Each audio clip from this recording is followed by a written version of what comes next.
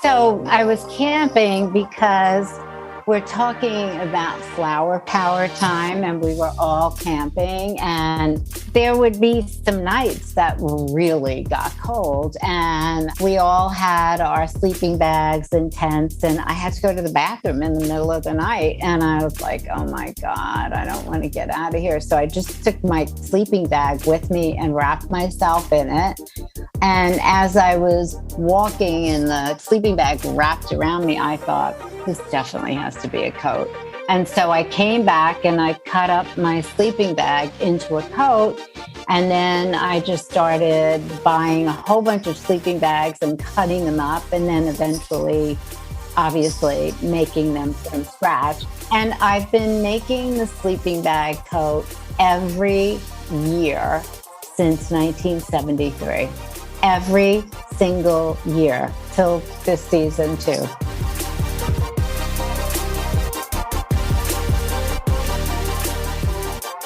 Norma Kamali is an American fashion designer and icon whose career has continued to rise over a span of 5 decades. This native New Yorker and FIT graduate took the world by storm with her invention of the iconic sleeping bag coat in 1970, an item that continues to be one of the designer's signature staples until this very day.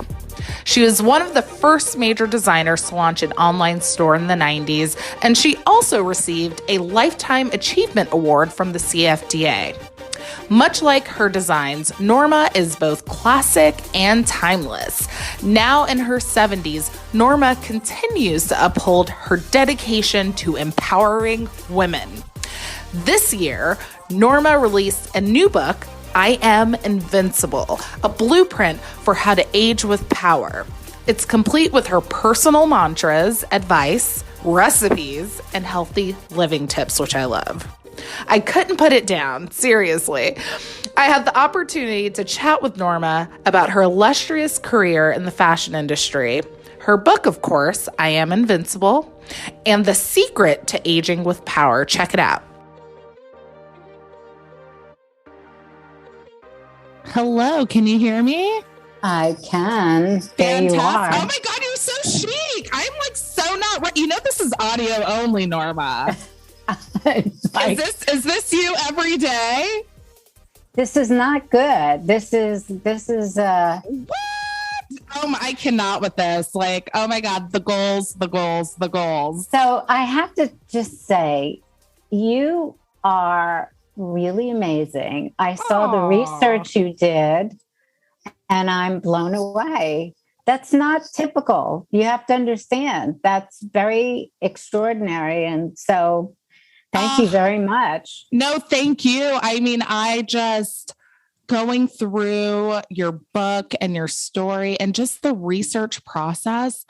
I was just so overwhelmed by, I felt like you took us with you through your journey, and it's just so beautiful. You know, there's all of these like ups and downs, and some of the lows, I'm like, oh my God, I'm like, how did she get over? You're just like, yes, you know, I'm just going to like keep it moving. Like there's this positivity that I think is actually maybe in some ways linked to the health regimens and some of the things that you grew up learning from your mom, who sounds really cool, by the way.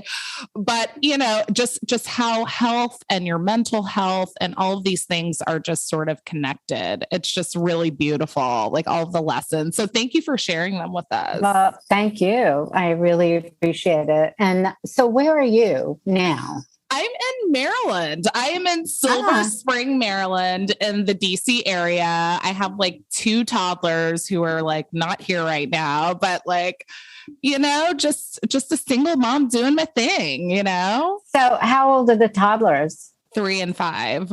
Oh my God. I know. I know. So I was like, man, if I could only get them to eat a vegetable, like what I would do, you know, like I try, but they're like, I'm like, okay, well, we'll just keep trying. We'll just keep trying. I'll sneak it in and see what I can do. That's all you can do. I don't have quite the challenge of young children, but I just got a new puppy because the dog I had after 18 years finally passed away. Oh, that's so terrible. I have the cutest little puppy, but you probably will hear him whimpering in the background for attention. So if you hear little whimpers, you'll know. What is the new baby's name? His name is Wally Kamali. Stop it right now. I swear. Do I dare ask where that name came from? Well, can you see him? Hello, ma'am. Oh, you're adorable. Welcome. He's like chocolate and caramel. Gosh, but look at how beautiful. Isn't that a great coat? I know. He's the color, the combination. The girl who does my hair color was trying to see if she could match chocolate and the caramel. That is funny. Anyway, he's adorable, but he's a baby, so he's going to be speaking up. Darling. Well, I'm going to try to get as many questions as I can, and because I know you're on a schedule, but I love to start from the very beginning. So what was your life like growing up? I mean, in freaking Manhattan in the 40s and 50s. I mean, you went to Washington Irving High School. Like, were you like stylish back then, like doing your thing? Well, the 40s and 50s in Manhattan were actually pretty fabulous. Every ethnic group had their few blocks of stores and restaurants and everything that would be dedicated to that. So the Hungarian area had everything that, Czechoslovakian, Spanish Harlem. I was in an Irish neighborhood and there was a German neighborhood next to it. So there was adventure in each neighborhood, but you pretty much stayed in your neighborhood. So I didn't leave until I went to high school, and I wanted to get a scholarship because my mom was a single mom, and it was pretty clear that college was not going to happen for me unless I got a scholarship. So I saw that there was an art school called Washington Irving that had an art department, and that there was a chance that I could get a scholarship there because it wasn't a community school. It was sort of a school in a commercial area that didn't have, it was just sort of a mishmash. And fortunately, I did get a scholarship. Amazing. And I was able to take painting courses, an NYU subsidized thing, and then FIT. So I was very lucky. Washington Irving was all girls, and it was very tough. Wow. It was a tough city school. And like I said, it wasn't a neighborhood school, so there wasn't families, and it was just like you were on your own. Wow. You were on your own. And I have gone back since then to for like 25 years. Wow. And worked with the students in the school who also had the same background I had, where there was, there just wasn't the money in the family to create a level playing field. So I really felt very connected to them. And then they closed the school and turned it into small charters, which is so much better for everybody. It was way too big and too difficult to manage. Wow. And so you actually went to FIT. Like, how did that happen? So I got a scholarship to FIT. I wanted to be a painter, but I studied fashion illustration with an incredible instructor. And when I got out of FIT, I really decided that I hated fashion because it was Mad Men time. It was Mad Men time with girdles and pointy bras and Yeah. matching hat, matching gloves, matching shoes, matching dress, the whole thing, that whole period was just so not what I was feeling, because I'm a baby boomer. I was the next generation. And so it wasn't until I decided to get a job at Northwest Airlines in the office selling reservations that I was able to travel every weekend round trip to London for $29. Every weekend for 4 years, I was in London while the 60s revolution was beginning. And I was there while it was emerging. And I saw, I'm very comfortable with clothes in this area, in this world. I'm very comfortable with fashion. And I started to bring clothes back. I opened a little store to sell the clothes, and then I started making my own. That is wild. And you were actually married pretty early. At 19. That is wild. No. That is what, but it was like the way they did things back then, right? Yeah, because you never would live with a guy. Right. And not be married. Nope. No, we don't do that. We don't do that. So I got married, and I literally cried the day I got married, because I did. I was so upset, but I needed to get out of my mother's house. She was like menopausal, and she was an incredible human being who was bigger than life and incredible, but it was way incredible. So I said, okay, frying pan into the fire. Wow. I'll get married at 19. Yeah. Wow. I love this quote that you have in your book. I am invincible. Everybody, like, we're just gonna get into it. You get the book. We'll have the link in the show notes. It's so good. Like, I just cannot stop reading it. But there's a really great quote where you say, I walked away from my marriage to save my soul. I walked away from unhealthy business relationships and potential partnerships that could have supported growth and scale for my company, but that I recognized would most likely have impacted the authenticity of the brand and my dream to live a creative life. Walking away begins with a belief system. Okay, Norma, you have in your head about your value. So, like, what do you think really contributed to your mental toughness at that time? And, I've gone through the divorce process. It sucks, so, like, how did you rebuild, especially during that time?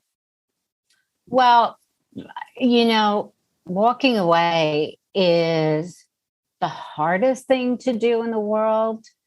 But unless you do when you need to, your life will not be easy.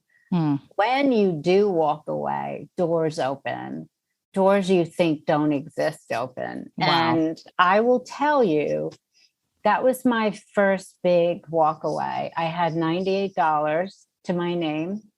I didn't plan on walking away, because how could I we were separated. I was living in an apartment that had a mattress on the floor. Wow. I didn't have curtains. I had no money.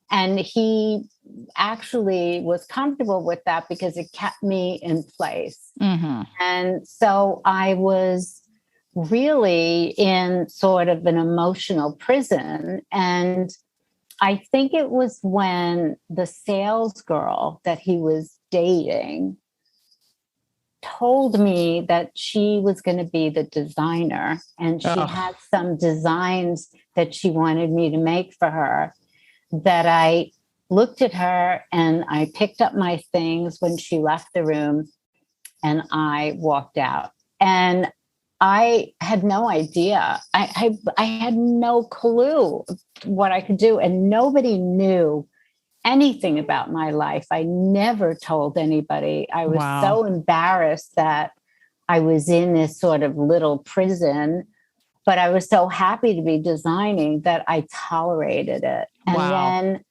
it wasn't until after I left that I realized I had to share my story, no matter how embarrassing it was. And that's when people started to help me. And I didn't think anybody would help me. I didn't think people would do that. And it wasn't until I really left that the doors started to open. But trust me, if you have $98 to your name and you have a mattress, it's not a lot of positivity there. No. So, but it has happened since then that I had to make this big decisions to walk away. Not a lot in my life, but when you know this is going to be harmful to you, you have to. And I'm actually negotiating something right now that I just walked away from. Wow. So it never stops, right? It never stops. It's not something you do every day, but there are big decisions to make in your life. And the last thing you want to do is entangle yourself with someone or people who could be harmful to you. And there is nothing, no matter how much you want something, whether it's a man, a relationship, a job, an opportunity, there is no price that you should pay that has to do with your soul. Wow. You can't do it. Well, that was confirmation for me, Norma. I read that and I was like, I made the right decision. And it's not easy. But no, it's not. It's because it's so painful that the universe is pushing you out the door. And if you resist, it's just going to be hell. So you got to go, right? It's amazing. And you were like, okay, like I'm on my own. And you actually start a line called OMO, on my own. It's like in your face, Norma Kamali. So like, how was the concept for that line different than some of your previous work? Well, so on my own actually turned out to be a legal step I had to take because my name is the same name as the company we had together. Wow. And I couldn't take anything from the company. I couldn't take a pattern. I couldn't take any of this fabric I collected. I couldn't take any of my drawings. I couldn't take anything. Oh my God. And so I had to have a different name. So it was OMO, Norma Kamali, versus the name of the company we had before, which was Kamali. Wow. So on my own was sort of symbolic in many ways, because this was also a time when the feminist movement, there have been waves of feminist movement, and this was a very specific wave. And when I did this, I wasn't thinking that I would be symbolic to the movement, but because I was just trying to survive. I mean, I was like, I'm trying to eat here. I'm not getting a movement going. Yeah. And it turned out that so many women contacted me, thanking me, but letters, because that's how we did things. There was no fax. It was letters. I love a letter. Sending letters, just thanking me for being an example of what they could do and that they could give it a try. And so it was a very sort of all of the energies came together. So on my own represented a lot for me, but it also represented a lot for many other women. And it clearly wasn't my intention, but I'm so happy that I was able to be an example of someone, I don't know about business. I don't know about running things. I don't have any money. What bank No bank is giving loans to women. Wow. Women didn't start businesses on their own then. Not happening. I didn't know of any other women that were starting their own companies. So I didn't have mentors. The banks wouldn't do, I mean, women, I went into banks with enough guys around me to try to help. No. Wow. Yeah, no, you could not. It just wasn't the time where the banks could visualize a woman running a business, never mind a fashion designer. Like, are you kidding me? Like, no. That's like two whammies in the wrong direction. What can she know? And so I had to find another way. But so anyway, OMO was symbolic. That is wild. That is such a wild ride. I'm going to go back a bit. We have to talk about your mom. What role did your mom have on your life as a designer, but also just learning how to live a healthy lifestyle? I mean, it was shocking. What are some of the things that sort of stick out in your mind about your mom? Well, my mother definitely was not like anybody else's mother, for sure. She had an incredible sense of her individuality. Mm-hmm. She was eccentric. She was extremely talented at anything she wanted to do. And she was very interested and active in all of these things. And one of them was healthy lifestyle. So we lived in a 2x3 apartment, literally. And I don't know how she cut it up, but we lived in that apartment. And on every windowsill, she had herbs growing. Wow. Avocado, there was always a pit with an avocado thing growing out of it. And she had a juicer that was probably 18 or 20 by 20. And it was steel. And a huge car engine. Picture a car engine made out of that heavy steel. And she would, at 6 a.m, those carrots would go in that thing. And the kitchen was about 2 inches away from my bed. And the carrots in the oh my juicer, goodness. And I would no, mama, no. Yeah. So she, she was very unique in her way. And I criticized her a lot as a bratty teenager for being different, nobody else's mother, blah, blah, blah, blah. And I've totally turned into her. That's the curse. I love it. No, it's great. It's great. Yeah. I mean, just going through your book, and all of the recipes, but also sort of your philosophy on health. Honestly, after reading it, I was you were like, get the trash bag, throw all the chips. I'm like, no, this is going. I went and got some seaweed salad today. I'm like, no dairy, we're done. But you really equate it to sort of an act of self-love and self-care, even those small decisions, what you decide to put in your body and how that determines not only your life, but also how long you live. And obviously you look great. I was looking at all of the pictures and I was like, Norma looks like she just gets younger and younger each decade. No. I was like, how is this possible? So how, when did it officially hit you?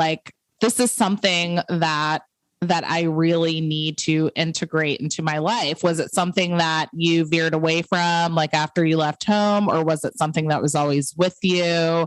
And also, how can the everyday person, get access to these things? Because, there's neighborhoods with redlining and, I remember when I moved to New York, the best grocery store, you had to hop on the train, like for 5 or 6 stops, like, yeah. To get a decent like piece of fruit. Like, how can we make this happen? Like as everyday folks? Well, to start with that question, the one thing that is really important, and in the book, there's a lot of help on what foods and how to clean your pantry and put the good food in there. The bottom line is we eat too much and we don't eat enough of the quality food. And while that may cost more, you're eating less. So it actually turns out to be the same. If you buy big volume of food that you don't need, where we buy much more, especially if we go shopping when we're hungry, like what are we doing? Like that is not good. Even if it's healthy food, it's just too much. So I think by keeping in mind to eat less, but to eat great stuff, and wherever that great stuff is, you go get it.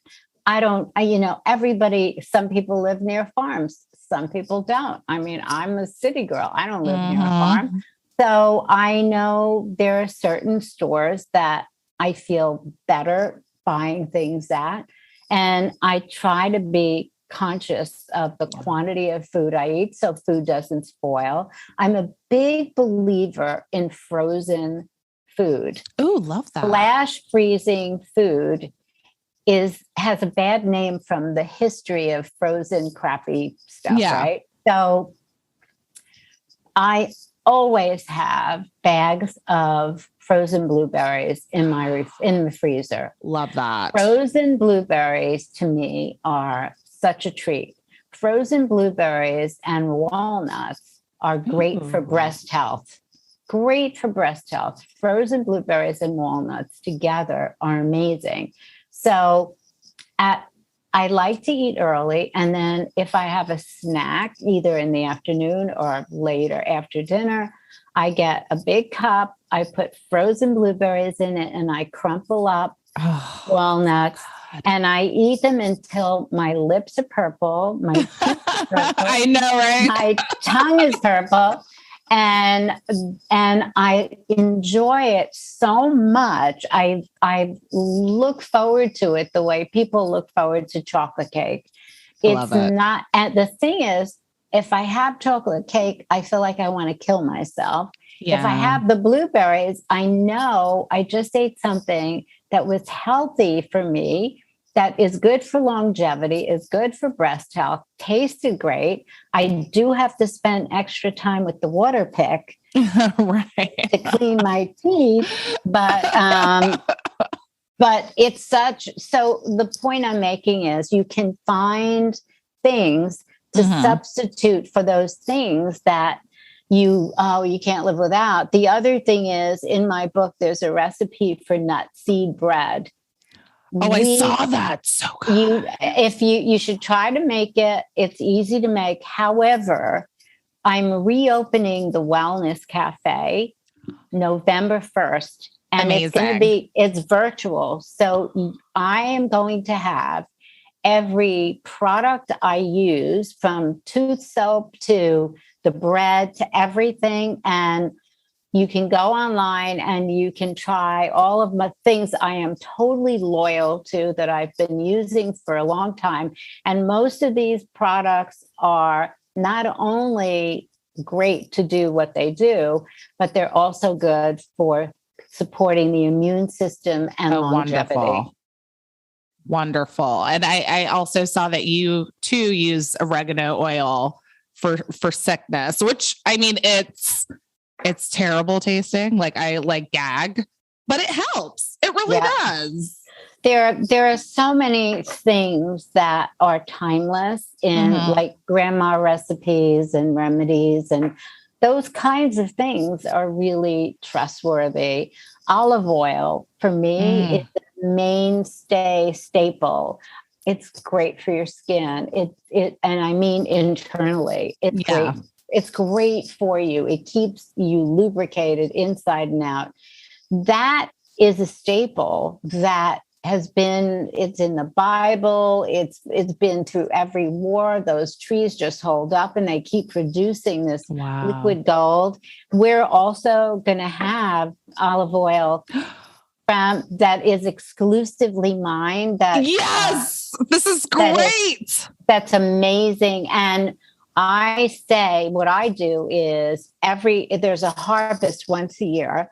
And at that harvest, I get a whole bunch of olive oil, a whole bunch of bottles. I put them in my refrigerator and I keep them in there because it keeps them cold and fresh, as if it was just pulled from the tree. Wow. And then I give them as gifts. Instead of a bottle of wine, I bring people a bottle of olive oil. And it's the best holiday gift. It's the best gift you can give to someone. It's healthy, it's great, and it's good for you. Oh my! So can I put it on the face as well? You can. Okay.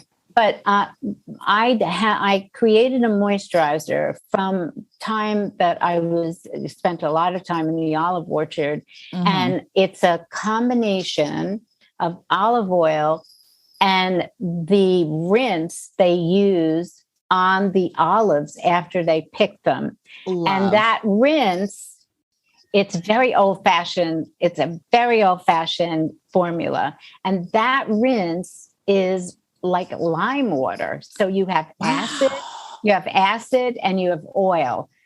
Chemistry, when you put them together, creates this magical liniment moisturizer that is great for every skin. You can use it on 3-year-olds on up. That's how I love it. Gorgeous it is. And so that's called soft. And I would prefer that you use that because there's more balance, not just oil, that you get both. And it just is amazing on your skin. You could put it on your feet and put socks on. It just keeps your feet nice and soft and smooth, and the same with your hands. And I really love, I've been using that since 1993. Wow. Yeah. That is wild. I mean, Norma, just take all of our money because we will be looking. I'm like, just take it. It's fine. Now, we want to look as good as you do. Seriously. I think that if you find one thing that you can be loyal to because it's doing the job for you, that's a big deal. And I'm just saying, all of these things are simple. There's not a lot of them. They're simple. They work for me. I'm telling you, I'm introducing the founders of the companies. I'm sharing them with you because I'm using them all the time. I'm loyal to them because they work. I love it. I love it so much. And you are big into meditation as well. I mean, like, honestly, like for my mental health, like I have to do it every day. Like I've tried not doing it and it's just like so stressful, and like America is a stressful place to be and work. So I love the fact that you're like, I think it should be mandatory that everyone takes time out of their day to meditate. Yeah, I really do. I spend a lot of time going back before COVID, going to the Middle East. And, when you hear the call to prayer, I'm always impressed by it because everybody stops and they pray. And I thought, what if everybody stopped and meditated? Wouldn't that be amazing? So here, when we were all at work, I'm in my building now, at 12:30, a bell would ring and everybody would go to the 5th floor and have a half-hour meditation. And if you wanted to take a nap, people would be snoring or whatever. But it didn't matter, right? It didn't matter because it was time to just not think about anything. And so I agree, meditation is extraordinary. I do an active meditation every morning, and it's really interesting because when I say active meditation, what I like it in the morning because it gets my blood flowing. I'm very invested in the breath work while I'm doing it. And it's as if you do cat, cat cow. Yes. So you do cat, you breathe cow, you breathe again, and then downward dog. Oh, I love a downward dog. And then you do cat cow again, but you don't put your knees on the ground. You keep your knees slightly lifted off. And you keep a rhythmic cat cow downward dog, cat cow downward dog. And it's breathing in. And that, if you try that at a very rhythmic, long breath, and I do 100 every morning. Oh my goodness. You can start with 20 and you'll feel your blood flowing and you're feeling the heat and the energy in your body and your mind is clear. And when I have stressful days, I do it at night too, because sometimes once it's not enough. So, wow. I almost passed out the last time I did breath work. It was a breath work circle. And I was like, I'm lightheaded. They're like, ma'am, you're going to be fine. Just take a break. Like, I was like, this is really intense. Like, this is intense work. I swear. I was like, well, I could do breath work. This will be easy. Oh, it took a lot out of me, Norma, but I'm going to try your technique because I feel like the downward dog sort of like, balances out some of the intensity. Good. Yeah. Well, so just think if you're on your hands and knees and you lift your knees up a bit and you do cat cow, right? Yeah. And you're a cat and then you go up into a downward dog. Yes. And you stretch down and then you go back down to cow, cat, downward dog. And it's so great. I will be doing it. I have been like implementing things from your book already. I'm making yam ice cream tonight. I'm super excited. It's so good. I love a good yam. So I will let you know how it goes. I'm super excited. But just going back to the fashion, the sleeping bag coat, we can't have a conversation without the iconic sleeping bag coat. Where did that come from, Norma? Like you were camping and you were like, oh, this might be cool to make. Like what happened? I was camping because we're talking about flower power time and we were all camping and there would be some nights that really got cold and we all had our sleeping bags and tents and I had to go to the bathroom in the middle of the night and I was like, oh my God, I don't want to get out of here. So I just took my sleeping bag with me and wrapped myself in it.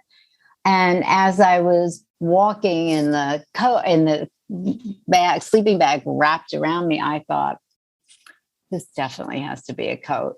And so I came back and I cut up my sleeping bag into a coat. And then I just started buying a whole bunch of sleeping bags and cutting them up. And then eventually, obviously, making them from scratch. Yeah. And I've been making the sleeping bag coat every year since 1973. Every single year till this season too. Norma, what is the key to creating timeless fashion and even creating your own timeless style? Like I know you mentioned something about like a uniform, but who is the Norma Kamali guy or gal?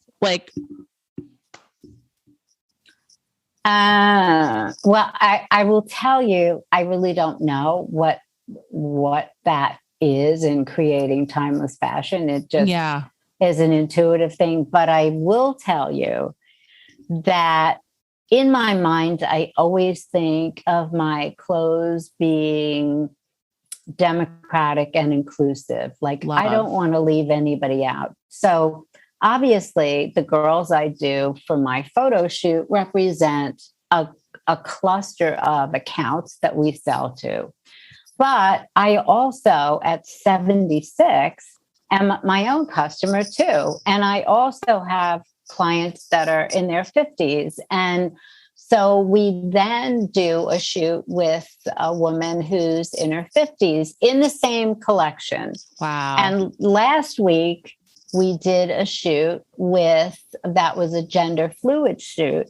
And these two guys came in and chose their outfits from the collection, Love, whatever they wanted to wear. And we did a shoot with them. And so if you look at my website, you'll see the range of, people and ages and types. And we have a dress called a Diana dress that we're selling. I can't even tell you. It's so on fire. We're selling so many of them. And on our website, or on our Instagram, people post pictures of themselves in it. And I'm going to do an Instagram post today of one woman after another I love show the body types, the women, how different they are, different ages, they could not be more individual and unique and amazing, right? So this is my dream that if you look at the website, you see the whole range of ages, gender. It's just the idea of being inclusive and democratic as a brand. Even my skin line, it's not for any particular skin or male, female, age. It's for everyone. And also age inclusive, which is probably the one area in our lives that is still okay to kind of be not so kind to. Yeah, it's terrible. And you actually, well, first of all, I love your mantra that you have on the cover of your book, but aging with power. How do we do that? I know you have three areas that we need to focus on to make sure that we age with power. Well, the three pillars of a healthy lifestyle are sleep, diet, exercise. And sleep is probably 50% of the pie, right? Yeah. It is the most important because it restores every cell, the stress each cell was under, or whatever junk you ate, or how too much you drank, or whatever it is. That restorative process is critical. And that's mandatory. And finding a way to create a ritual so you do have a good night's sleep is really important. And I spend a lot of time on that in the book. Then diet, we talked about before. Eat less, eat better. Eat less, eat better. Do not ever have anything bad in the house. Wow. If you must have ice cream or whatever it is, make sure you have to get dressed and get out of the house to go get it. Eat it outside, but never eat it in the house. I love that. Make that a sanctuary for health. And then exercise. You got to move every day. And I do my active meditation and then I work out and I feel so much better. My body feels stronger. I feel power in my body. So aging with power really is not just a mental exercise. It's also a physical exercise. I love that so much. Well, I know we only have a few minutes left, so I have to ask you, and this is something I ask all of my guests, what is just one, because I know you have a million, but one of your favorite fashion moments of all time? It can be personal, professional, something you witnessed, but just a moment that was just really magical. And you're like, I love this. Oh my God. I have so many tingles. You just get every time you think of that. I'm going to just go back to what I just said. When we do our gender fluid photo shoots, I am so high on happiness to see how wonderful the clothes look on so many different people, and to see guys feel free and uninhibited about how they dress, and they're not defined by gender. This isn't an exercise in dressing like a woman at all. Right. This is dressing like who they are, but with a style that is so awesome and fantastic. So I get so excited about it. And you'll see when you go to my website, it looks like so great. I can't wait. Yeah, the creative spirit. And that used to be the way it was in the 70s and 80s. There was just this free creative energy about fashion. And we're a little bit more focused on other things right now than that spirit. I think there's a lot of concern about being criticized if you do something that's not up to somebody's standard. So there's a lot of, the temperament's a bit different now. But absolutely. So that free spirit, I absolutely love. I love it. Well, I must end with this. I have to. In 2011, you were a speaker at Fashion Group International, and one of our podcast guests, my dear friend, designer Jetta Khan, was in the audience, and he was one of the finalists. And he shared that you profoundly stated that all of the finalists were stars, but the key to longevity and a successful career in the fashion business requires that you become more than just a star, because stars die. They burn out over time. For immeasurable success, you must create your own galaxy, constellations, and stars so you can control your own universe to continue to expand and grow. And he was like, I never forgot that. And it was such a profound statement. And I was like, that's great. Norma, Thank you. We're stars. So thank you.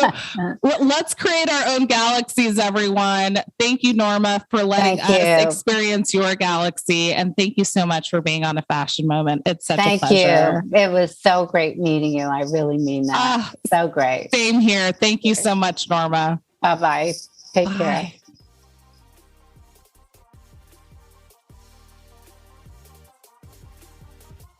Thanks so much for joining me for this week of A Fashion Moment. If you like what you hear, we'd love for you to join our community of listeners and spread the word about the show. We also want to hear from you. Share your favorite fashion moments and dream guests with us by sending an audio clip or email to afashionmomentpodcast@gmail.com. Or you can tag us on Instagram at A Fashion Moment, and you could be featured on next week's episode. And don't forget to subscribe and leave us a review and let us know what you think. Until then, see you next time for another Fashion Moment. Podcast production by Rebecca Rashid and John Taylor Williams. Digital media production by Megan Porras. This recording carries a Creative Commons 4.0 international license. Thanks to Patrick Patricios for their song, Hot Coffee.